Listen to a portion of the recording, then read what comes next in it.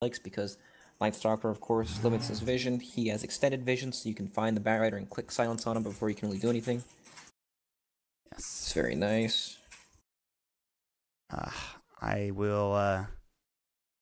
Curious to see. They did ban the Arc Ward, and thank God for that. We've seen that just be a disaster for some teams, and actually kind of a disaster for Mighty Club Victory yesterday, as they were the ones that played it.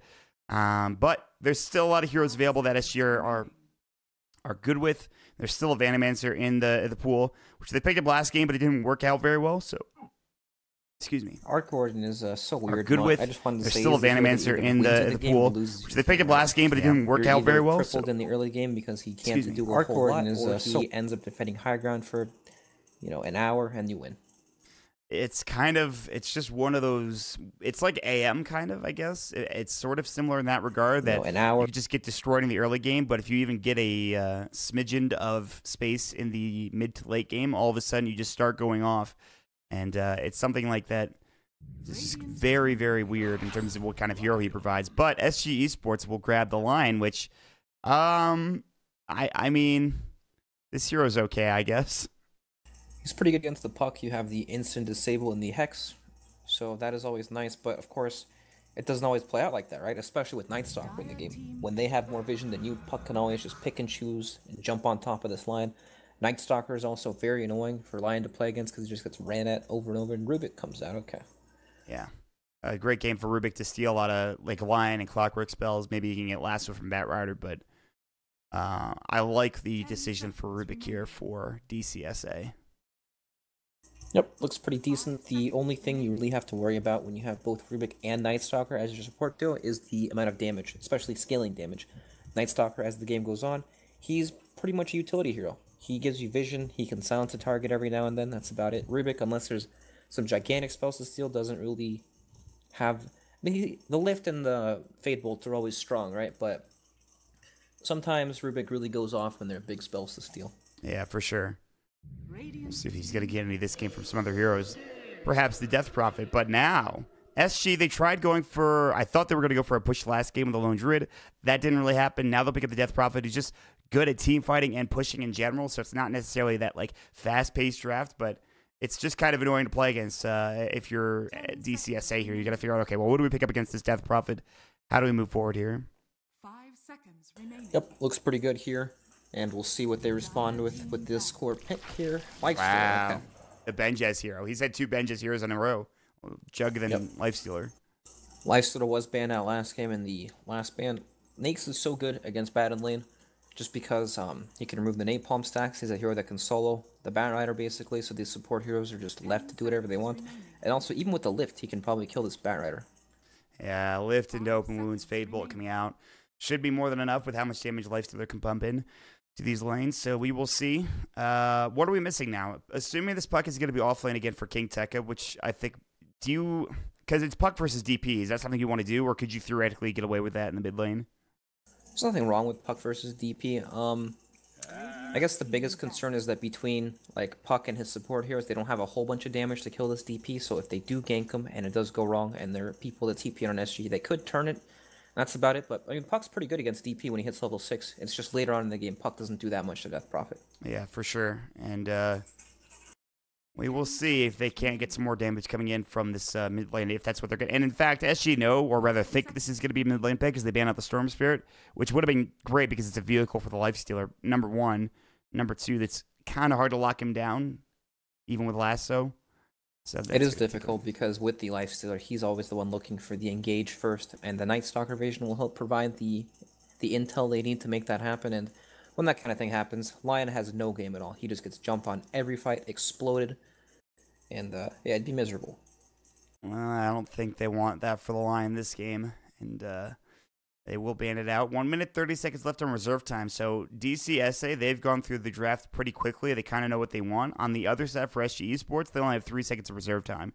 They've really taken a long time here to think about what they want to grab, what they want to get, what would work well for them. And we will see if that is going to be the case. One last ban coming out, and it is going to be almost certainly a safe lane ban in terms of what they can grab in terms of the one position carry role. Yep, should indeed be a safe lane ban. Maybe the Terrorblade? Perhaps it's a great matchup into Lifesteal Juggernaut. Okay. So they want to take away some of that pushing power. And Terrorblade would also fit in that regard. It would be a very compelling pick, to be sure. I will see. We'll see if that is going to be the case. In the meantime, the mid lane hero, I believe, we'll see. It could be offlane, but there are many options. They're going to have the reserve time coming out as well. What did they pick last series? Let me see if I can't find it. They had Queen of Pain in the mid lane and Puck in the off lane last game. Right. And then against Infamous, they did Queen of Pain again.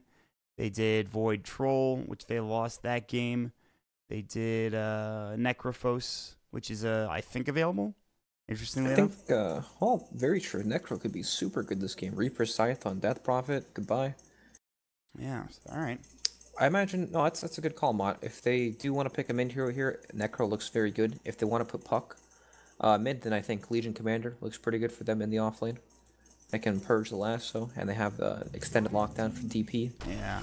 Slardar, okay. Wow. Slardar with your last pick. And now, this looks very interesting. They have done, I think, offlane Night Stalker before, if they want to do a roaming for Slardar, but maybe this is an offlane Slardar. I don't know what's going on here, to be honest. Very, very strange here, but Slardar Night Stalker, this is probably, I'd say, one of the most common combos. You have the Crush and the Amp. Nace has tons of physical damage. And there's no save on SG. Whoever gets jumped is probably going to die. Sven. Alright. There's a hero that gives his team armor. Yeah, not only that, but like game potential too. Whereas DCSA squad, it's going to be interesting if they can get to that point, take some of these heroes down. Oh man, I'm intrigued about how this game is going to go.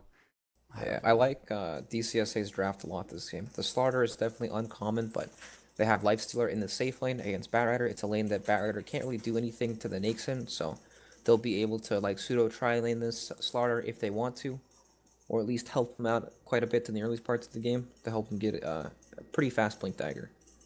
We'll see for King Tech. He's had a great couple of games these last few days, and we'll see if it's going to be the case again. Benjaz on the Lifestealer as correctly predicted.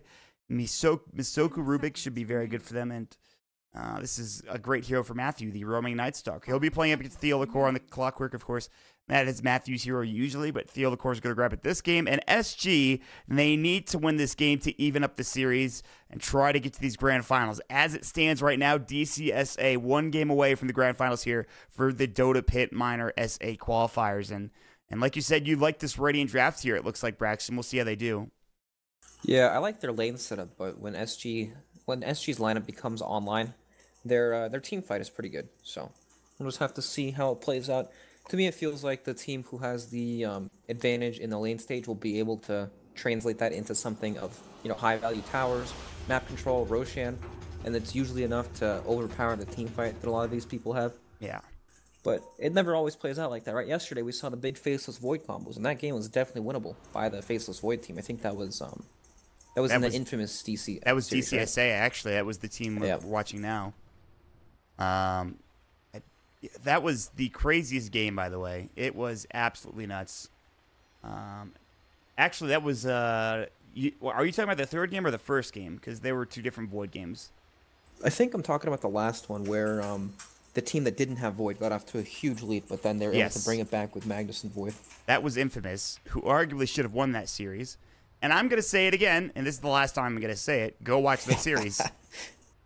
I'm not saying it anymore, Brax. That's it. I'm done. Just like it was a great series. There were mistakes on both sides, but it still made for a very compelling Dota. So, nonetheless. That's what it's all about. Entertainment. Don't give up, says Matthew. Somebody's in the bathroom right now, I guarantee it. Yep, and they're giving up in there. What does that mean? What does what mean? If they're giving up in the bathroom. I think it means you're... I'm not going to go into it, honestly. All right. You're not Suns fan, I forgot. Yeah, I cannot talk about the bathroom with like the same poise that Suns fan can. He just has like... He's so passionate about it, right? Yeah, I mean, and I guess because of like the stuff that he's got going on, it makes sense. That's just not me, man. I just do my business and I get out of there. It's not some life-changing experience for me, right? All right. That's fair. I'm passionate about other things, Braxton. You know it. It's like anime. You know, Sunsfan hates anime, or I think he does at least, but when it comes to anime, I'm very passionate about it. I'll talk about anime for days, right? And some people hate that. Can you name the animes in this game? There's Kuroko no Basket from Leo Style, which everybody's using now, by the way. And I don't know who the Bardino one is. It looks like Shigatsu wa Kimi no Uso, but I don't think it is. And then the other guy from Masoku, I can't tell because the picture's too small, but The angle's bad, huh? it is bad. One of those MySpace angles. It's like, why would you take a picture this way? You can't see your face. Nobody's going to look at you, and they're all going to think that you're a loser. And that's just how it's going to go. Maybe he's really short, and he's got that angle to make him look tall. That's usually what it's for, right? That's the play there. By the way, Yep. Laposa's Link from Breath of the Wild, which is an anime, but it's pretty close, to be honest. Zelda It's game. animated. That's like, SpongeBob's animated. It's also an anime. Right. SpongeBob and Corey in the House are my favorite animes, actually. So, Nice. and we're gonna get into. I'm a the big game. fan of Rugrats. Oh, it's a great anime right there. I'd highly recommend it. You should watch the dub. It's great. We'll get into the game. ADR is gonna go ahead and block the wave. He will be up against obviously the Lil Style Puck, the double tango shared null tally 3 GG branches. Probably get another null tally on the Puck, as the double null tally is the way to go nowadays. And they will go for an aggressive tri-lane against Laposa. And there's like one ward on this map right now. It's right here. It's in the mid lane. That's it. I don't know where the rest of them are, but they're not here at this point. Yep, they both didn't want to show their lanes desperately, and this is the, most optimal lane setup for SG. They dodge the starter aggro. Lifestealer no longer has this free lane that he would have otherwise had against the Batrider, so nicely done there. Yeah, they just pretty much have to come back.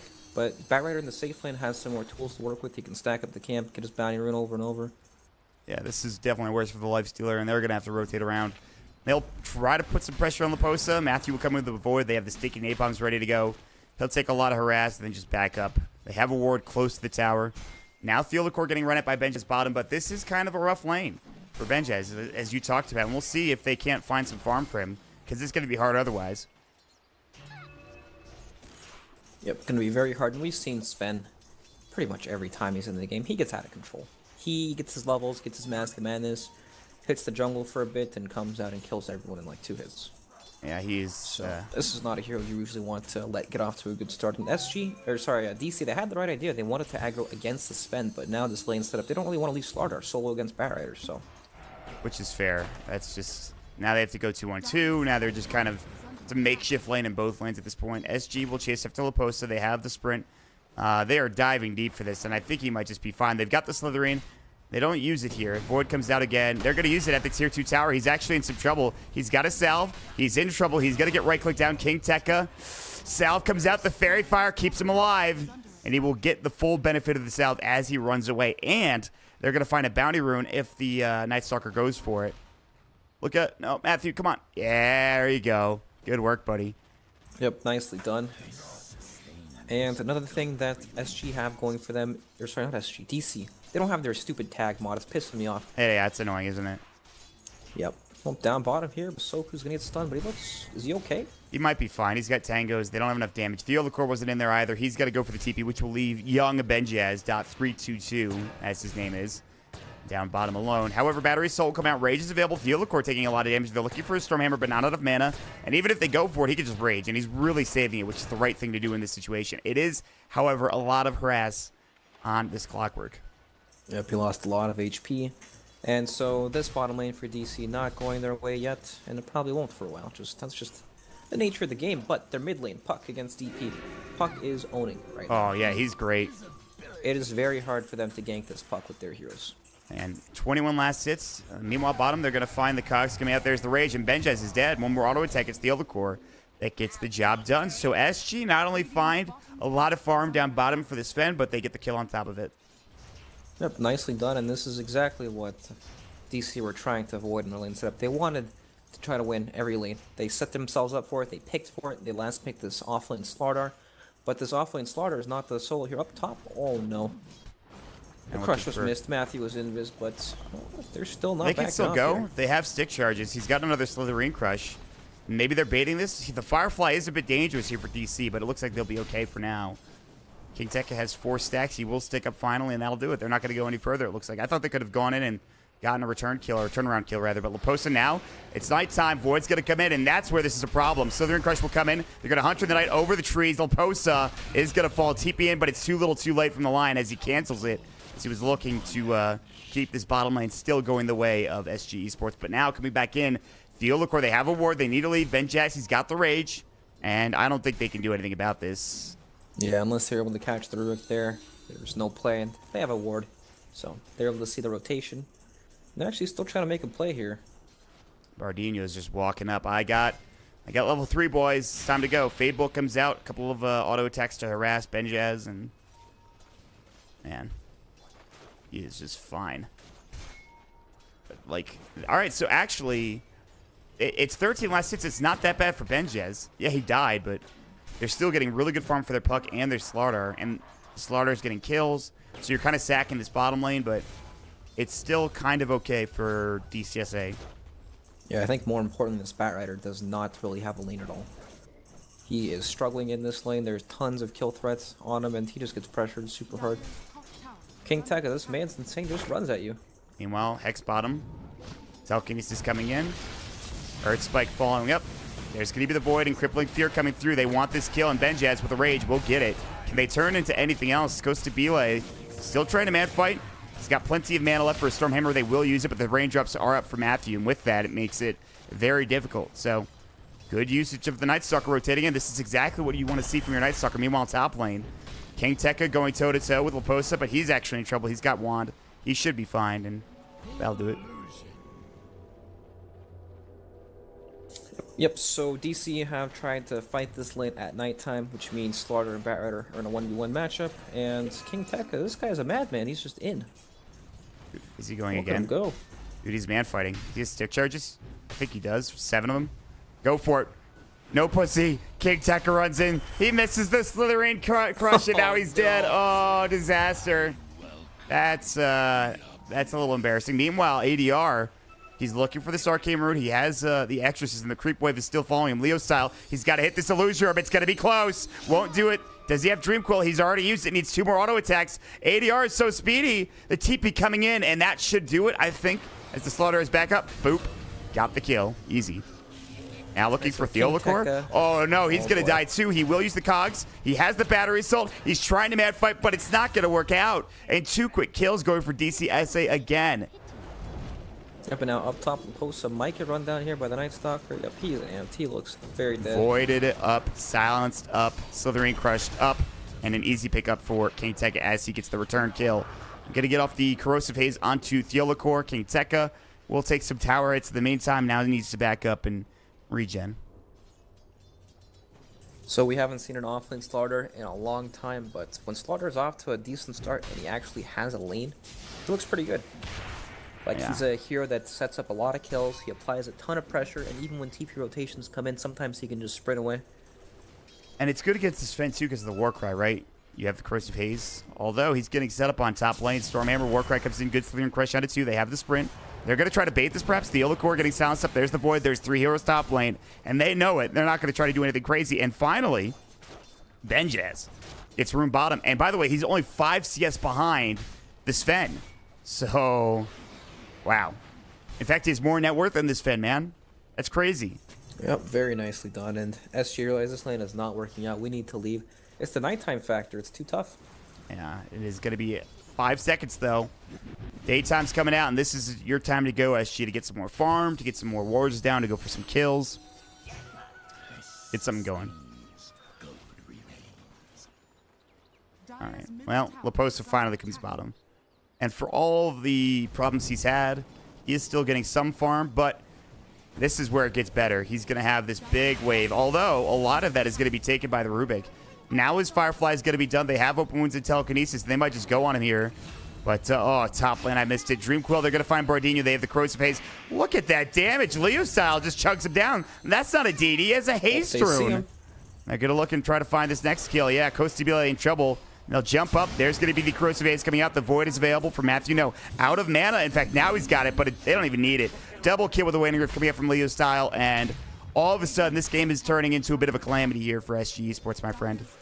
Yep, things are starting to look real bad. Sven is being pressured so heavily. Slaughter's way too high level for Sven to just sit in front now.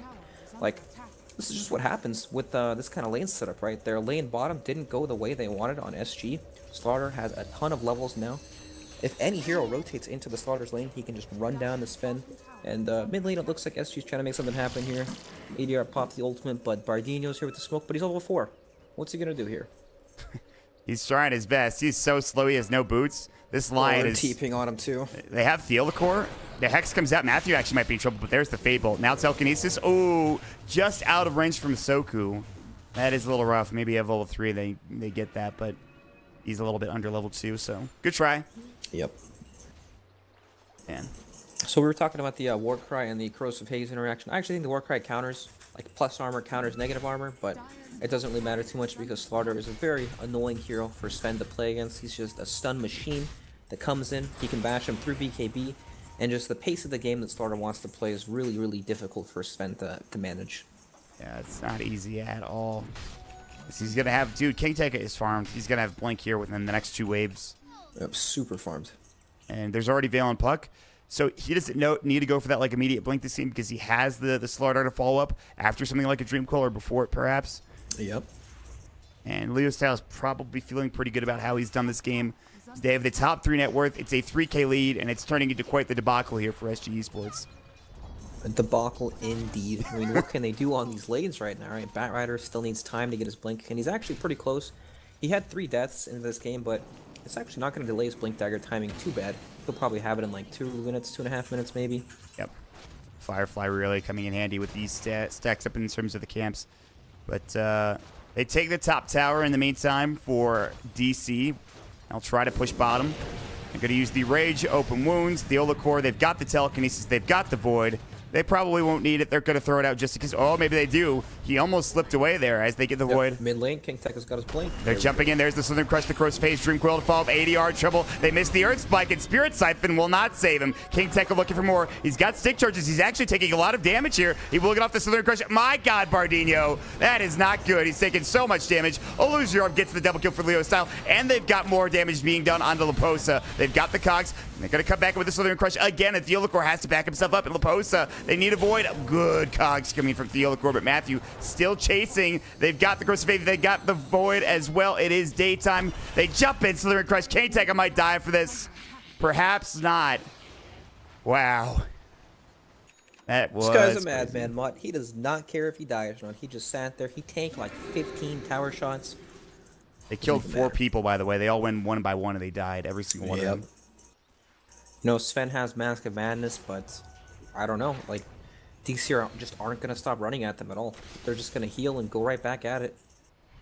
A giant mishap for SG Esports as they will pick up the Mask of Madness for Coast BLA, and this is where they really need this Sven to just come out and do some heavy lifting here, because as it stands now, he is not ahead in net worth. That's where you want to be on this Sven. I know it's early, but it is already a 6K net worth lead for this DCSA squad.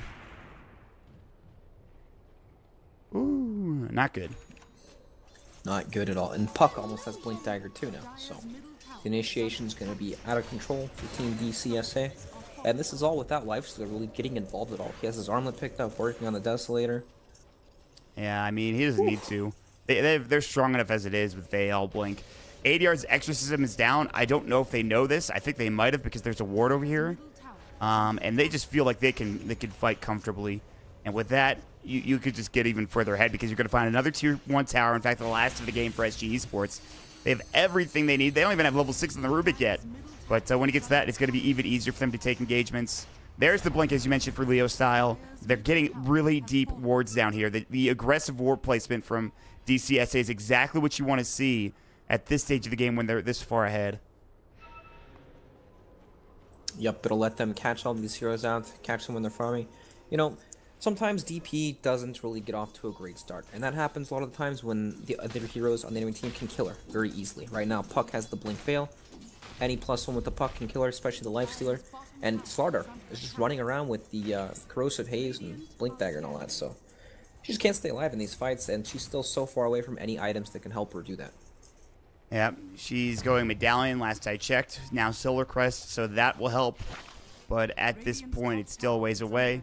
They'll TP top. Leo style will push the wave. They're going to try to go to the side chop and grab a TP perhaps. They infested inside the... who was it actually? Oh, the King They Tech might catch. Slardar. They're going to Leo find... Style gets the phase off. Wow. He's gone. They're going to jump back in fact. Actually, he dropped the Veil too. Bardino, there's the Dream Coil. He is mega dead. Silence. Waning Rift. Mid lane. Jump in. They'll find another kill. That's the DP down this time. Here's the open with Theola Core. They've got the Corrosive Haze. They've got plenty of damage. And they are making moves here for DCSA. Making moves, they are.